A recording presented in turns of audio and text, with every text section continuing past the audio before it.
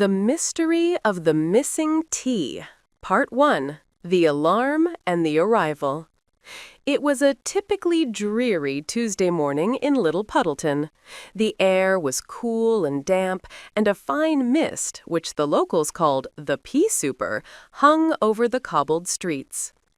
Mrs. Higgins, a woman known throughout the village for her brightly colored cardigans and her utterly perfect scones, woke up promptly at 7 o'clock, as she always did. She lived in a small terraced house next to the post office. "Right," she muttered to herself, stretching her aching back. "Time for a proper cuppa." For Mrs. Higgins, a proper cuppa was not just a drink. It was a ritual. It was a strong brew of Earl Grey tea, always with a splash of milk and exactly 1 teaspoon of sugar.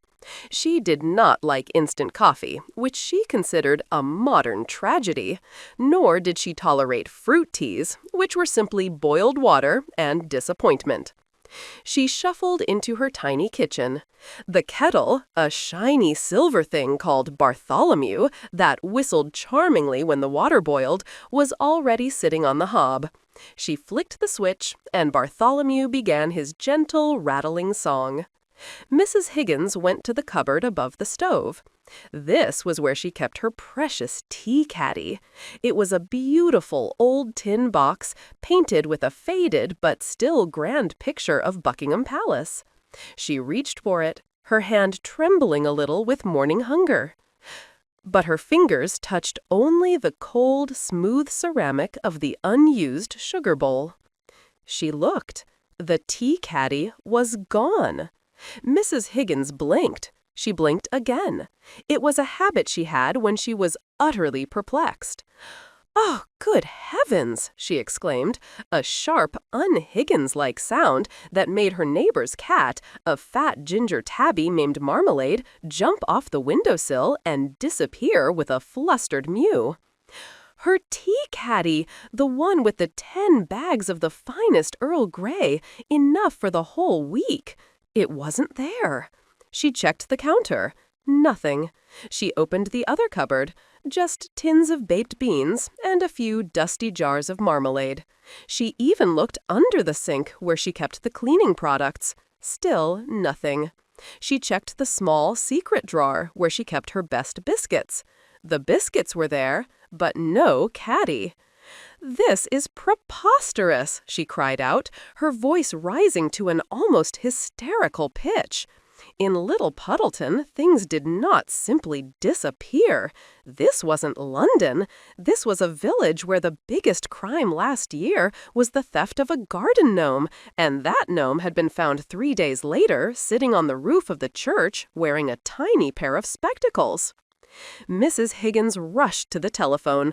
Her hand was shaking so much that she nearly dialed the butcher instead of the police.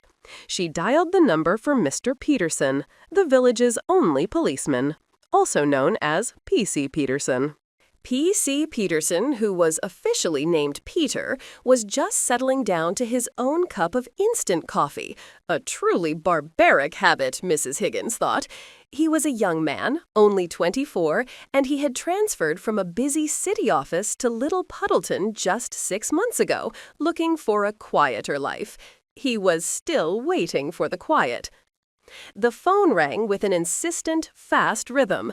"Peterson here," he said, sounding half asleep. "Mr. Peterson," Mrs. Higgins announced, her voice tight with panic. "It's gone! My Earl Grey! My entire tea supply! You must come immediately! This is a case of grand larceny!" Mr. Peterson sighed. He put down his coffee mug, noting the time, 7:15 a.m. "Right then, Mrs. Higgins," he said, pulling on his uniform jacket.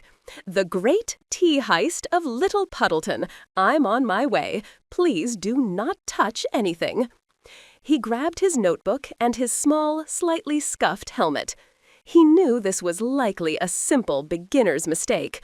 A missing set of keys, a cat stuck up a tree, or perhaps she had simply put the caddy in the fridge by mistake. But the way Mrs. Higgins said tea, he knew this was serious. For a Brit, the loss of tea was no small matter.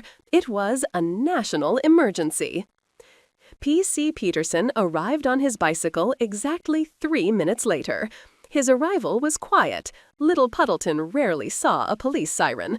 He parked the bike carefully by the white picket fence and hurried to the door. Mrs. Higgins opened the door before he could even knock. She looked distraught. Her hair curlers were still in, and she was wearing 2 mismatched slippers. "Oh, Peter, thank heavens," she said, pulling him inside. "Look, just look at the sheer audacity." She pointed a trembling finger at the empty space in the cupboard. P.C. Peterson took out his small magnifying glass, more for theater than for science, and peered at the shelf. "Right," he said, making a note in his pad. "Missing object, 1 tin tea caddy painted with Buckingham Palace. Contents, unknown brand of Earl Grey tea." "No, Peter," Mrs. Higgins corrected him sharply. "It was finest Earl Grey, the one from the special shop in Harrogate. It cost a fortune. It's irreplaceable." "Understood. Irreplaceable, finest Earl Grey," Peterson wrote, underlining the word. "Now, Mrs. Higgins, I need to ask you some basic questions." He looked around the tiny, perfectly clean kitchen. It smelled faintly of lemon polish and something sweet, probably the forgotten scones from yesterday. "When was the last time you saw the caddy?" "Last night, of course," she said, pacing. "I had my evening cup at 8:10, watched the BBC News, and then put the caddy back in its proper place." "And the doors and windows?" "Locked, Peter, always locked. I am not one of those careless people who leave things open for rascals to come in. The back door has a double bolt, and the window catch is secure." Peterson carefully checked the back door. The double bolt was indeed in place. He checked the window. It was latched from the inside. There was no sign of forced entry.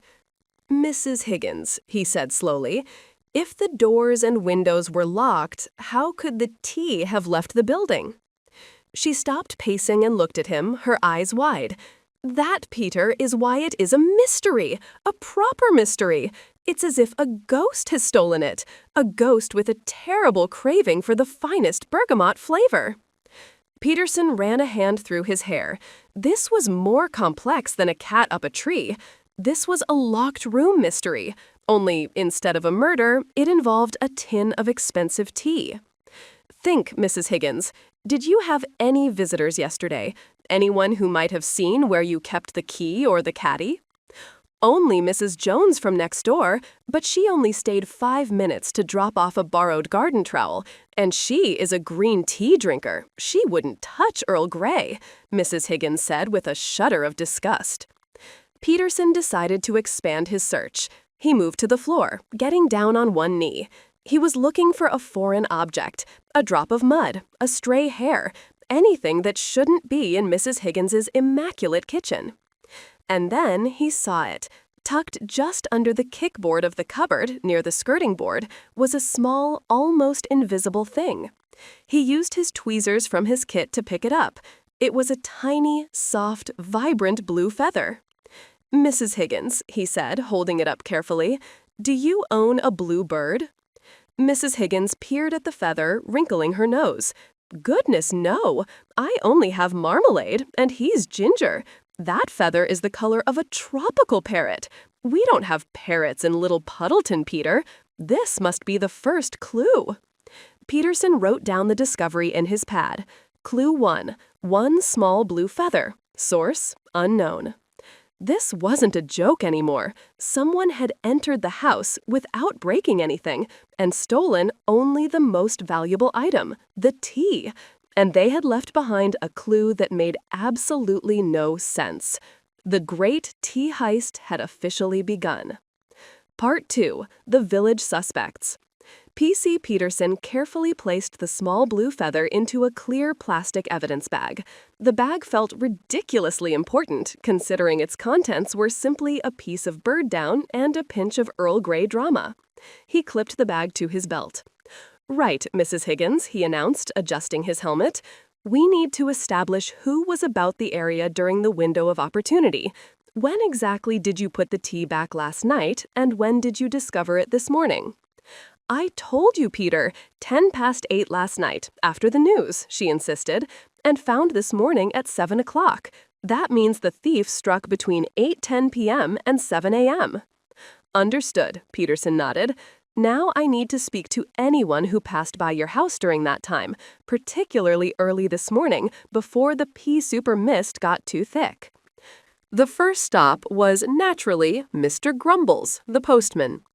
Mr. Grumbles was famous in Little Puddleton for two things: his absolutely miserable expression and his incredible punctuality.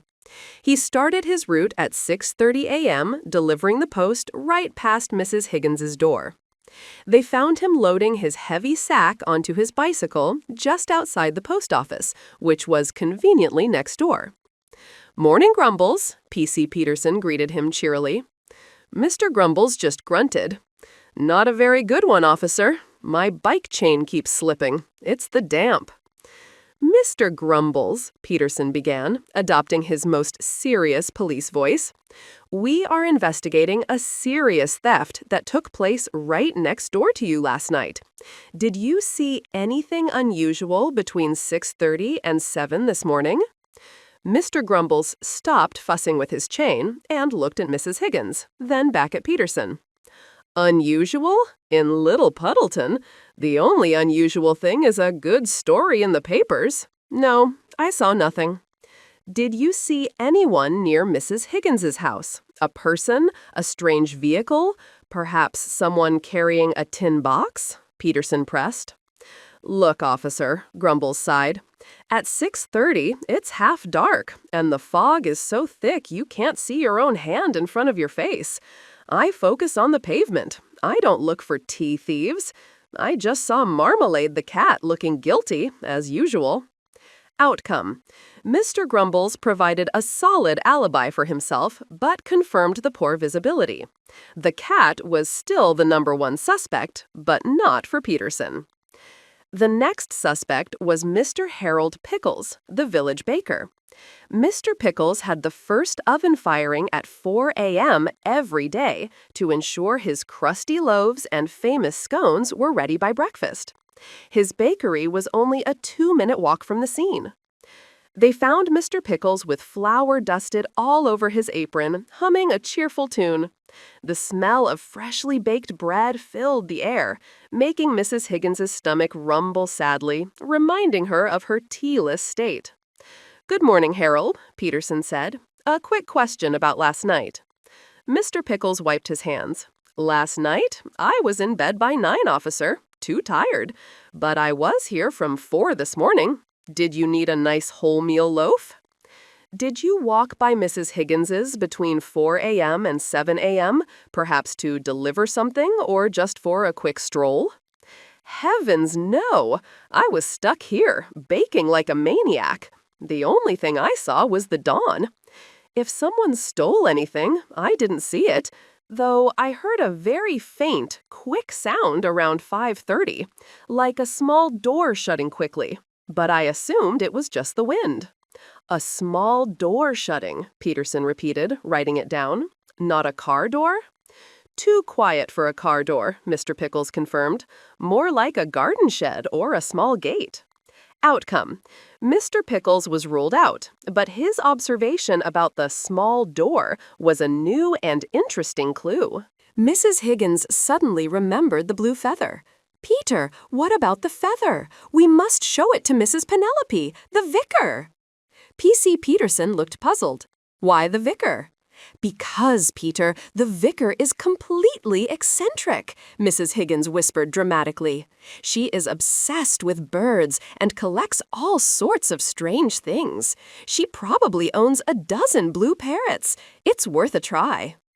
They walked to the small, ancient church where the vicar, Mrs. Penelope Featherstone, was tending to the flower beds.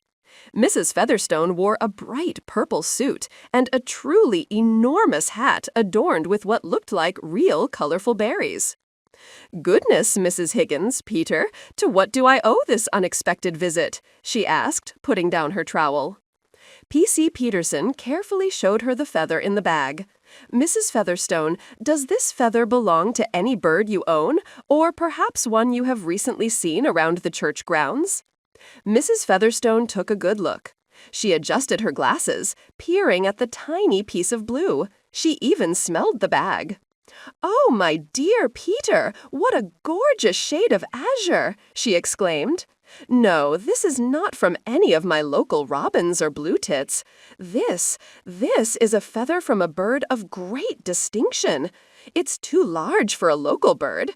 I suspect this is from a blue-crowned pigeon." "A pigeon?" Peterson asked, disappointed. "Not just any pigeon, Peter. These are rare. They are not native to Britain. They are kept only by wealthy collectors, or in a very specific place." She paused, her eyes twinkling. "The exotic bird sanctuary, just outside the next town, Wellow." Outcome? The feather did not belong to the vicar, but she identified it and pointed the investigation to the neighboring town, providing a geographic link. The thief might not be a local. The thought that the thief was an outsider sent a shiver of excitement through Little Puddleton and a wave of anxiety through Mrs. Higgins. Later that afternoon, after a lunch of stale bread and lukewarm water, Mrs. Higgins refused to make instant coffee. P.C. Peterson and Mrs. Higgins drove to Wellow. The exotic bird sanctuary was closed, but Peterson spoke to the manager, a tired-looking man named Mr. Finch. "Mr. Finch," Peterson explained, holding up the feather, "we found this at a crime scene. Have any of your blue-crowned pigeons recently flown away?" Mr. Finch laughed, a dry, tired sound. "Not one. They are locked down tighter than the crown jewels. But we had a new delivery of bedding and feed 2 days ago. It was delivered by a temporary driver from a company in the city. He wasn't supposed to be near the pigeon enclosure, but he poked around a bit." "Did he have a name?" Yes, a rather shifty young man. Jasper, Mr. Jasper. He had a very distinctive vehicle, a small, old red Mini. The color was a bit faded, and it had a slightly dented bumper." A red Mini with a dented bumper. This was the first concrete lead that connected a person to a vehicle and placed them near the crime scene's general vicinity. Peterson's pen flew over his notepad. As they drove back, Mrs. Higgins sat in the car, deep in thought. A temporary driver, a London type. He saw the quality of my tea, Peter, and he planned the heist. But how did he get in without breaking the lock? And what about that small door closing that Harold the baker heard? Peterson was quiet, reviewing his notes. A locked door, a small door closing, and a red Mini. Suddenly, a light bulb seemed to click on above his helmet. "Mrs. Higgins," he said, turning the car quickly, "we are going back to your house. I think I know what the small door was, and it explains everything." Part 3. A Clue from the Countryside. P.C. Peterson drove his small police car, which was really just an old blue Ford Escort, quickly back towards Little Puddleton. Mrs. Higgins held on to the door handle, quite excited. She had not felt this thrill of anticipation since the time she won second prize at the annual village fete, a set of slightly chipped commemorative plates. "Peter, tell me, what is the small door? How did that rascal get into my secure home?" she pressed. P.C. Peterson slowed down as they entered the misty lanes of the village. "It's simple, Mrs. Higgins, but clever. You confirmed that your front door was locked, your back door was double-bolted, and the kitchen window was secure, correct?" "Absolutely. But what about the garden shed?" Mrs. Higgins paused. "The garden shed? Well, yes, it has a simple padlock, but what has that got to do with my tea? My tea was in the kitchen." "The small door closing that Mr. Pickles heard at 5:30 a.m. sounds exactly like a shed door. The thief didn't go into your house first. He went into the shed. Why?" Peterson pulled up right beside Mrs. Higgins's white picket fence and jumped out. He walked purposefully to the back garden. Mrs. Higgins followed, puffing slightly. The garden shed was old and made of weathered wood. The padlock was in place. Peterson took out a small key and unlocked it. The shed belonged to the council. Inside were gardening tools, bags of compost, and a rusty old ladder. "Ah, there we are," Peterson said. "Mrs. Higgins, a ladder? What good is that, Peter? My kitchen is on the ground floor." "The kitchen is, yes," Peterson agreed. "But what is above the kitchen?" "The spare bedroom." Mrs. Higgins gasped. "The spare room? I haven't been in there for months. I keep all the old blankets and my Christmas decorations in there." Peterson carefully dragged the rusty ladder out and propped it up against the back of the house. He climbed up and checked the spare bedroom window. The window was old and had a simple latch that sometimes got stuck. It was slightly ajar, barely a centimeter. "The window was unlocked, Mrs. Higgins," Peterson called down. "The thief used the ladder from the shed, climbed up, slipped the latch, and entered the spare room." "But why the spare room? My tea is downstairs." "He went upstairs to get downstairs," Peterson explained, climbing back down. "By going through the house, he avoided forcing the locks on the main doors. He could simply walk through the house after entering through the window, take the tea, and then exit the front door, locking it behind him with the spare key he might have found, or, more likely, a simple latch that you missed, Mrs. Higgins." He checked the front door latch. It was the old-fashioned kind that could be easily pushed shut and locked from the outside with a quick snap. He came down, took the caddy, and left via the front door. The snap of that latch was the small door closing that Mr. Pickles heard, not the shed. Mrs. Higgins was utterly silent. I never lock the spare room window," she confessed, feeling a wave of mortification. "It never seemed necessary. Nobody ever climbs ladders here." "Well, Mrs. Higgins, someone did," Peterson concluded. "Now we know how he did it. The thief, Mr. Jasper, is a sophisticated tea connoisseur with a red Mini and a ladder. We have a name, a vehicle, and a method." The focus now shifted to locating Mr. Jasper. Peterson drove them back to the station, which was just a small office with a single desk and a map of the county. "We must find this Mr. Jasper immediately, Peter, before he brews my precious Earl Grey," Mrs. Higgins insisted, her voice tight with urgency. "We will, Mrs. Higgins, but Little Puddleton Police Station is not equipped for a nationwide manhunt. I need help from the big city. I need Scotland Yard." Peterson took out his official forms and began to type up a report on the ancient police computer. He detailed the crime: theft of rare goods, T, suspect, Jasper, temp driver, vehicle, red Mini, partial plate, TA. He placed a call to the Metropolitan Police Headquarters in London. It took a long time, and Mrs. Higgins paced the small room, offering Peterson unsolicited advice on police procedure. Finally, he spoke to a detective named Sergeant Miller. "Sergeant Miller, P.C. Peterson here, Little Puddleton Constabulary. I'm reporting a significant theft linked to a vehicle with a partial registration number, TA." Sergeant Miller sounded bored. "T, officer? Is this some kind of joke?" "No joke, Sergeant. This is serious. The vehicle is a red Mini, possibly with the full registration TEA123X. The suspect is a man named Jasper, the temporary driver, who recently delivered goods to an exotic bird sanctuary near here." Peterson then explained the entire story: the missing caddy, the locked house, the ladder, the spare bedroom, and the blue-crowned pigeon feather. There was a long silence on the line. Then Sergeant Miller's voice came back, sounding less bored and more intrigued. "Right, P.C. Peterson. You certainly have a colorful case there. A red Mini with T in the plate? That's too much of a coincidence. I'll run the plates and cross-reference with temporary driver records." 5 minutes later, the phone rang back. "Peterson, it's Miller. We have a hit.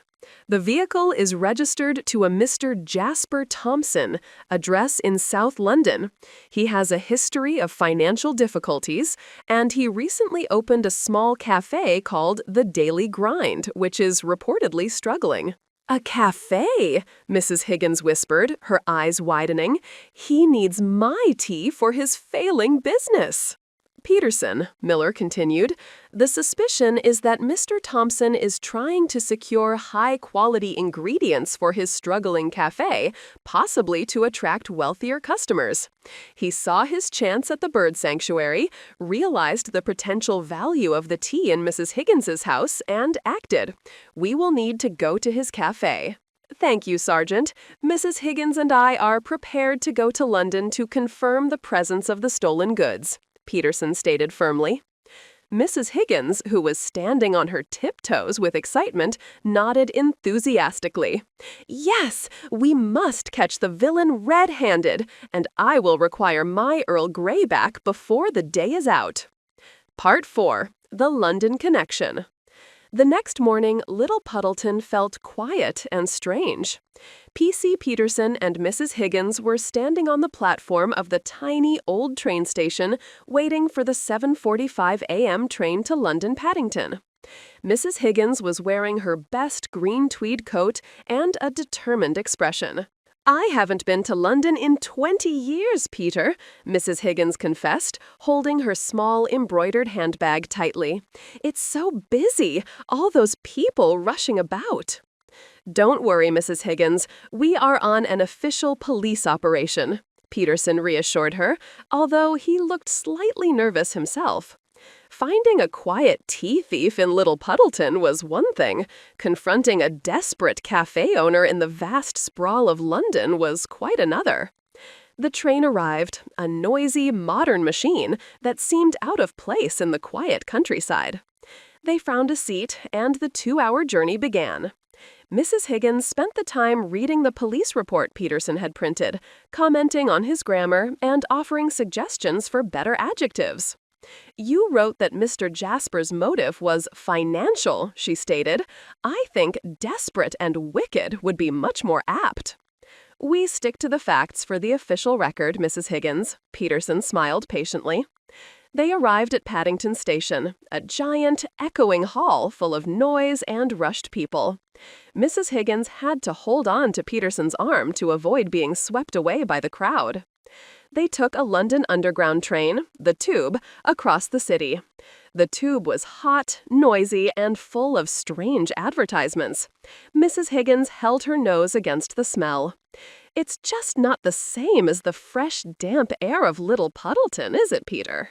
It is certainly different, Peterson agreed, trying to look professional while navigating the complex map of the tube lines.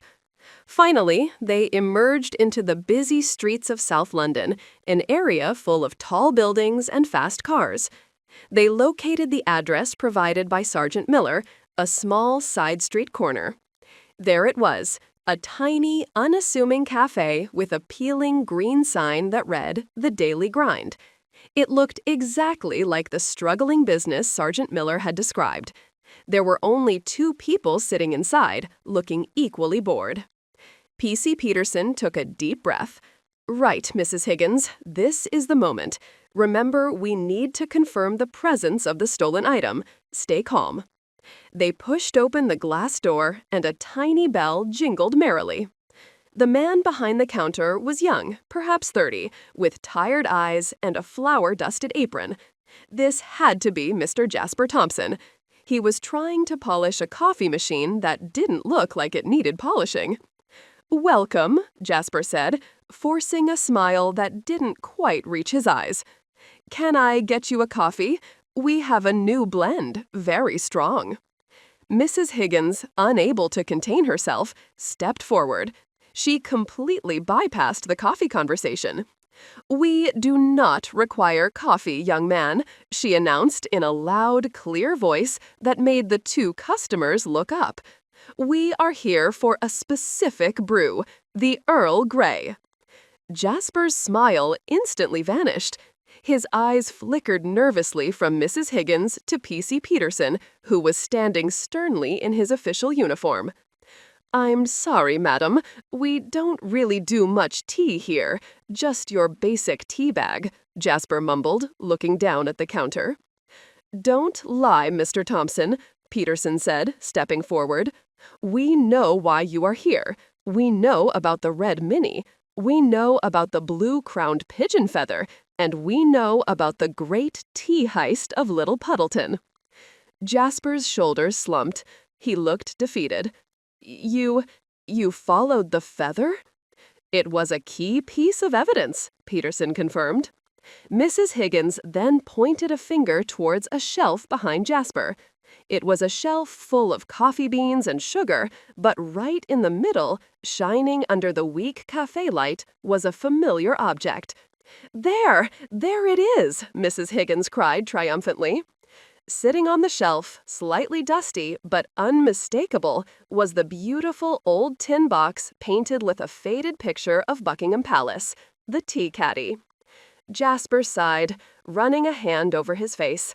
"I suppose I should make you a cup then, shouldn't I? The finest Earl Grey you've ever tasted." P.C. Peterson pulled out a chair at a small wobbly table. "Mr. Thompson, I need you to explain why you drove to Little Puddleton and broke into Mrs. Higgins' house to steal her tea." Jasper sat down opposite them, defeated. The two customers quickly finished their drinks and left, eager to escape the drama. "My cafe, the Daily Grind, is failing," Jasper began, his voice low.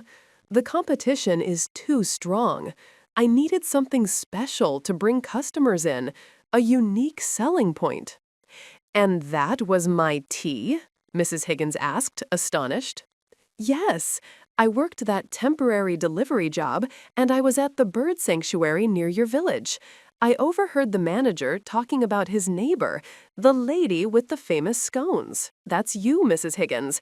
He mentioned that you only use the very best, most expensive tea. He joked that it was probably worth more than the pigeons." "It is," Mrs. Higgins huffed. "I went past your house later that day. I saw the ladder in the shed and the slightly open spare room window. It was an opportunity. I only intended to take a few bags, but I got greedy. I took the whole caddy." "And the blue feather?" asked, leaning forward. "Oh, that," Jasper chuckled weakly. "When I was climbing the ladder, a bird flew onto the roof. I startled it, and it dropped a feather. It wasn't the pigeon. It was a small toy I had attached to the roof of my Mini for good luck. I must have snagged it on the chimney, and a piece broke off. It wasn't a clue. It was just bad luck." Peterson looked at Mrs. Higgins. The feather was not a rare bird's feather. It was a piece of a toy. The whole exotic aspect of the case was completely wrong. He had been so focused on the exotic, he missed the obvious. Mrs. Higgins, however, was no longer angry. She was looking at Jasper with a strange mixture of pity and admiration. "So you risked police charges, all for a better cup of tea for your customers?" she asked. "I just wanted to make people happy, Mrs. Higgins, and keep my shop open," Jasper replied sadly. P.C. Peterson stood up. "Mr. Thompson, the item is recovered. We have enough evidence to proceed with a charge of breaking and entering and theft." "Absolutely, madam. I even managed to brew one pot yesterday, and it was the most exquisite tea I have ever tasted. It truly is special." Mrs. Higgins let out a small, unexpected chuckle. "Well, if you risked a prison sentence just to use my tea, it must be good business sense, even if it's terribly poor moral sense." She turned to P.C. Peterson. "Peter, I want you to put your notebook away. I do not wish to press charges." Peterson blinked. "Mrs. Higgins, are you sure? This man broke into your home." "Yes, he did," she agreed, "but he didn't smash anything, he didn't frighten anyone, and he only stole the tea because he wants to make a success of his cafe. Perhaps what he needs is not a prison cell, but a business partner, or at least a consultant." Jasper looked astonished. "A consultant?" "Yes," Mrs. Higgins declared, placing her hands on her hips. "You stole the tea because you knew it was the best. Clearly you have taste, if not honesty. Now, here is my proposal, young man. You will buy every single bag of Earl Grey back from me at cost price, and you will officially name this blend the Little Puddleton Special Brew." Jasper's face lit up. "I would be honored." Furthermore, Mrs. Higgins continued, warming to her new role, you are currently making this tea completely wrong. You must never, ever boil the water for too long, and you must always warm the pot first. I will spend the next hour teaching you the British art of tea making. P.C. Peterson slowly closed his notebook. He smiled.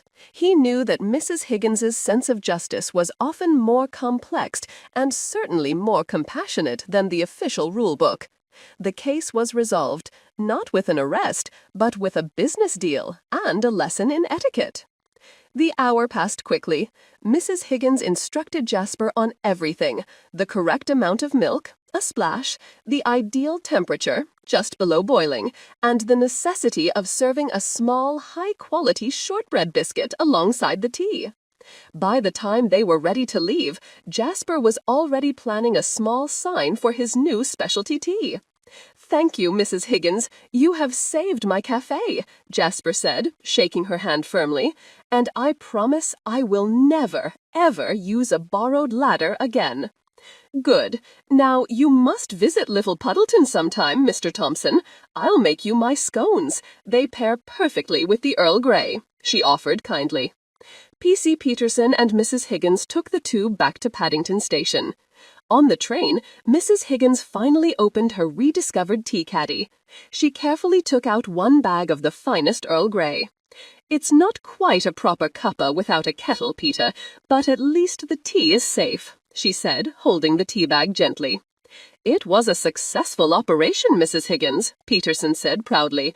We caught the thief, recovered the goods, and avoided any paperwork.